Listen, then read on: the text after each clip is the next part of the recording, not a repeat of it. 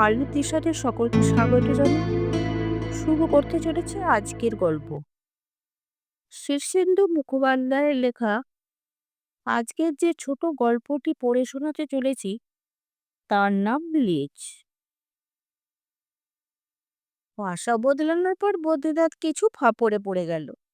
যে বাড়িতে এলো সে বাড়ি না হোক তো 100-150 বছরের পুরনো। নতুন চুনকাম করা সত্ত্বেও নোনা ধরা দেওয়ালের চুনবালি খসে পড়ছে। গত বর্ষার জলের ছাড় এখনো দেয়াল থেকে মোছেনি। তার উপর বড্ড ঘুপচি আর অন্ধকার, আলো বাতাসের বালাই নেই। চারিদিকে সব সময় একটা ভেজা ভেজা ভাব। দেয়াল আর মেঝের হরেক রকমের ফাটল, তাতে কাগড়া বিছে তেঁতুল বিছের আস্তানা। এখানে সেখানে উইয়ের সুরঙ্গ, আরশোলা ফরফর করে ঘুরে বেড়াচ্ছে। লুকোনো গর্ত থেকে মাঝে মাঝে একটা ব্যাঙ ডাকে। বদ্রীনাথের 90 বছরের বুড়ি মা দিনরাত ঘ্যান ঘ্যান করছে। এ কি সুন্দর বন বাবা! কোন জীবজন্তুরা নেই এখানে। ঠাকুর ঘরে বাদুর পর্যন্ত ঝুলে আছে। শুধু বাদুর? বদ্রীনাথের গিন্নি ঘোমটা খুশিয়ে বলে। ভাড়ার ঘরে জল নিকাশি ফুটো দিয়ে একটা লেজ বেরিয়ে যেতে দেখলুম। তা সে কিসের কে জানে। দীর্ঘ নিঃশ্বাস ফেলে বদ্রীনাথের মা বললেন, লেজের কথা আর বলো না। লেজ আমি দিনরাত দেখছি। পরশু রাতে ঘুম ভেঙে মশারির গায়ে একটা কাঁটাওয়ালা লেজ। গতকাল আহ্নিকে বসে ঠাকুরের সিংহাসনের নিচে একটা লোমওয়ালা লেজ। আজ সকালে বাইরের ঘরের চৌকির তলায় একটা লিকলিকে লেজ। আমার নিজের চোখে দেখা। তবে জন্তুগুলোকে ঠাহর করতে পারিনি। বদ্রীনাথের ছেলে মল্লিনাথ ছেলেবেলা থেকে ভারী রোগাভোগা, ফ্যাকাশে সরু চেহারা। তার হাতে গোলায় রাজ্যের মাদুলি আর শিকড় বাকড় বাঁধা। সে খেলে না, ছোটে না, দুষ্টামি করে না। কাঁচকলা আর পেঁপের ঝোল দিয়ে ভাত খায় আর চুপ করে শুয়ে বসে থাকে। রোগে ভোগে বলে তার ঠাকুমা সবাইকে সব বলে দিয়েছে। বংশের একটি মাত্র সলতে, লেখাপড়ার ধকল যদি রোগা শরীরে না সয়, নাতি আমার বেঁচে থাক, লেখাপড়ার দরকার নেই। তাই মল্লিনাথ স্কুলে পাঠশালাতেও যায় না। ঘরে বসে খুশি মতো একটু আধটু পড়ে। কথাবার্তা বড় একটা বলে না কারুর সঙ্গে। মা বা ঠাকুমার আঁচলের আড়ালে সে বড় হয়। মা ঠাকুমার কথা শুনে মল্লিনাথ তো চিচি করে বলল, লেজ? লেজ তো আমি দেখি। আমার পড়ার টেবিলের ড্রয়ার থেকে মাঝে মাঝে একটা সবুজ রঙের ভারী সুন্দর লেজ বেরিয়ে ঝুলে থাকে। কি সর্বনাশ! মা ঠাকুমা একসঙ্গে চেঁচিয়ে উঠলেন। বদ্রীনাথ গরিব মানুষ হলেও রোজ ছেলের জন্য খেলনা আনে, খাবার আনে, কিন্তু ছেলের মুখে হাসি ফোটে না। চোখের মোড়ার দৃষ্টি জ্যান্ত হয় না। বদ্রীনাথ বল কিনে এনে দেয় হাতে, খেলনা বন্দুক দেয়, লাট্টু দেয়, ঘুড়ি লাটাই দেয়। বলে, কি বাবা, একটু আনন্দ পাচ্ছ? এই দেখো বল, এমনি করে পায়ে দিয়ে ছুড়বে, দুম করে লাথি কষাবে, কেমন আনন্দ হবে দেখো। ঘুড়ি কেমন শো শো করে আকাশে উড়ে, না বাবা, দেখছো তো, তেমনি ওড়াবে ছাদে ওঠে। দেখবে বুকখানে ভারী হালকা হবে, ফুর্তি হবে খুব। বন্দুক দিয়ে রোজ টিপ করবে। কত আরশোলা, ইঁদুর চামচিকে চারিদিকে দেখছো তো।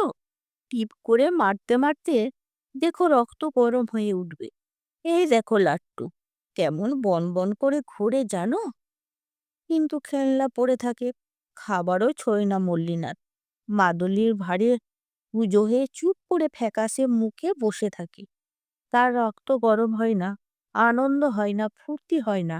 বদ্রীনাথ তার সামনে বল খেলে দেখায়, ঘুরিয়ে উড়িয়ে দেখায়, লাট্টু ঘুরিয়ে দেখায়। দেখতে দেখতে হাঁপিয়ে ওঠে, নেতিয়ে পড়ে, চিরবিরতে থাকে। নতুন বাসায় এসে মলিনা তারও ফ্যাকাশে হয়েছে। আরো রোগা আরো নেতানো। মা ঠাকুমা বারবার তার দিকে তাকিয়ে সারাদিন দীর্ঘ নিঃশ্বাস ছাড়ছে। ছেলে বাঁচলে হয়। তাই সবুজ লেজের কথা শুনে সবাই আটকে উঠল। টেবিল ঝাড়পোছ তো করা হলোই, সারা বাড়িতে ছড়ানো হলো কড়া কীটনাশক। এক তান্ত্রিক এসে প্রায় 20 গ্রাম ওজনের আর একটা তাবিজ বেঁধে দিয়ে গেল তার গলায়। মল্লিনাথ আরও একটু পুজো হয়ে গেল তার ভারে। তা বলে সবুজ লেজটা কিন্তু তাকে ছাড়ল না। তাবিজ নেওয়ার পরদিন সকালে ওরা টেবিলে বসে সে গুপ্তধনের খোঁজে নামে একটা গল্পের বই পড়ছিল। কোনো এতে সুরসুরি লাগায় সে তাকিয়ে দেখল সামান্য ফাঁক হয়ে থাকা ড্রয়ার থেকে সে কচি কোলা পাতা রঙের সবুজ রঙের সরু লেজটা বেরিয়ে এসে খুব আদুরে আদুরে ভাব দেখিয়ে নড়াচড়া করছে। মলিনাথ যে ভয় পেল তা নয়, সেই চিরকাল কলকাতায় মানুষ। এই প্রায় 10 বছর পর্যন্ত সে একমাত্র চিড়িয়াখানা ছাড়া আর কোথাও তেমন কোনো জীবজন্তু দেখেনি। লেজটা দেখে তাই তার ভারী অবাক লাগে, ভারী সুন্দর দেখতে, হাত দিতে ইচ্ছে করে। একটু ভয়ে ভয়ে সংকোচের সঙ্গে মল্লিনাথ হাত বাড়িয়ে লেজটা একটু ছুঁয়ে দিল। চুট করে সরে গেল লেজটা। পরদিন আবার বেরিয়ে এসে সুড়সুড়ি দিল তার হাতে। মল্লিনাথ আবার একটু ছুঁল। আর এইভাবে রোজ সেই সবুজ লেজটার সঙ্গে তার দেখা হতে থাকে, একটু একটু করে ভাব হতে থাকে। মল্লিনাথের ভারী ভালো লাগে লেজটাকে। একদিন ড্রয়ারটা একটু বেশি ফাঁক করে রাখলো। লেজটা বেরিয়ে আসতেই উঁকি মেরে দেখলো ভেতরে একটা বেশ লম্বা গড়নের সাপের মতো দেখতে প্রাণী কুণ্ডলে পাকিয়ে ঝিমোচ্ছে। পরদিন ড্রয়ারটা আরো ফাঁক করে রাখলো মল্লিনাথ।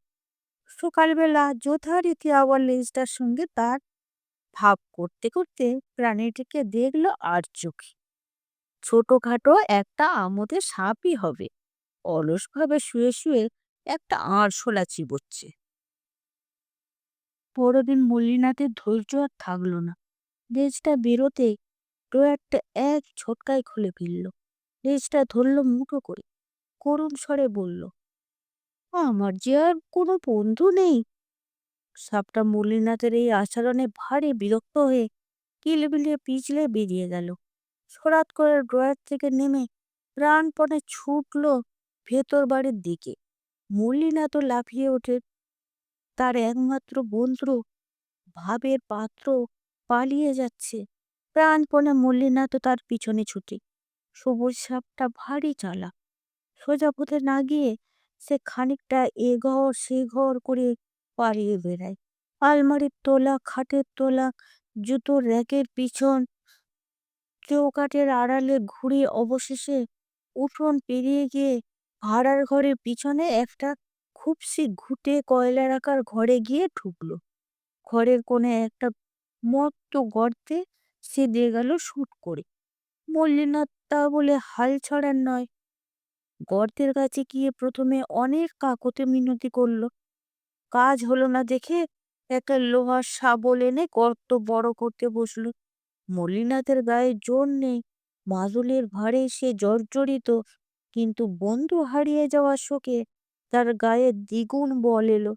তাবিজ কবজ মাদুলির জন্য শাবল চালাতে অসুবিধে হচ্ছিল বলে এক টান মেরে ছিঁড়ে ফেলে দিল সেগুলোকে। ভারী শাবলটা প্রাণপণে চালাতে লাগলো। হাত ধরে গর্ত খোঁড়ার পরই সে একটা ফুসফুসে ইটের গাঁথনি পেল। শাবলের দুটো চারে উপড়ে ফেললো ইট। দেখলো ঘরের নিচে আর একটা গুপ্ত কুঠুরি রয়েছে। খুটখুটি অন্ধকার। গর্তে মুখ দিয়ে মল্লিনাথ ডাকে, এসো ভাই, সবুজ লেজ। আমার যে তুমি ছাড়া বন্ধু নেই। আমি এই স্কুলে যাই না, কারোর সঙ্গে ভাব করতে পারি না। সবাই যে আমাকে খেপায়। কিন্তু সবুজ লেজ আর বেরোয় না। মল্লিনাথ একটা টর্চ নিয়ে এসে গর্তের মধ্যে লাফিয়ে নেমে পড়ল। চোর কুঠুরিতে টর্চের আলো ফেলে সে দেখল চারিদিকে ৩-৪টে লোহা আর কাঠের সিন্ধু, অনেক রূপোর আর সোনার বাসন রয়েছে দেয়াল আলমারিতে। কিন্তু সেসব গ্রাহ্য করল না মল্লিনাথ। আতিপাতি করে খুঁজতে লাগলো তার বন্ধুকে। সিন্ধুক শাবলের চারে খুলে ফেলে দেখল সারি সারি সোনা, রূপোর মোহর আর টাকা, হিরে জহরত, গহনা, সোনার বাট, সব হাটকে মাটকে সে খুঁজতে লাগলো সবুজ লেজকে। কিন্তু কোথাও পায় না। পায় না তো পায় না। ক্লান্ত হয়ে সে একসময় শাবল আর টর্চ ফেলে দিয়ে হাঁটুতে মাথা রেখে ফুপিয়ে ফুপিয়ে কাঁদতে লাগলো অনেকক্ষণ। তারপর খুব রেগে গিয়ে বলল, ঠিক আছে, আমিও মজা দেখাচ্ছি। আজ থেকে আমি অন্য সব ছেলের সঙ্গে মিশবো, তাদের সঙ্গে ভাব করব, খেলবো। তখন দেখো তোমার হিংসে হয় কিনা। এই বলে মল্লিনাথ কুঠুরির বাইরে বেরিয়ে আসে। গর্তের মুখ ভালো করে ইট আর মাটি দিয়ে বুঝিয়ে দেয়। তার চোখে জল, মুখ থমথম করছে অভিমানে। দুমদুম করে পা ফেলে হেঁটে সে বাড়ির বাইরে বেরিয়ে পড়ে। পাড়ার ছেলেরা গলির মুখ আটকে ইট সাজিয়ে রোবারের বলে ক্রিকেট খেলছিল। মল্লিনাথ গিয়ে বল কেড়ে নিল একটি ছেলের হাত থেকে। তারপর দৌড়ে গিয়ে এমন বল করল যে ইটের স্ট্যাম্প পর্যন্ত ৩ হাত ছিটকে গিয়ে ভেঙে পড়ল। ছেলেরা মল্লিনাথের এলেম দেখে খেপাতে ভুলে গেল।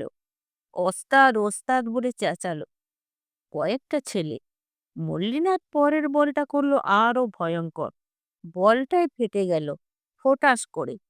যার বল সে ভ্যাঁ করে কেঁদে ফেলল।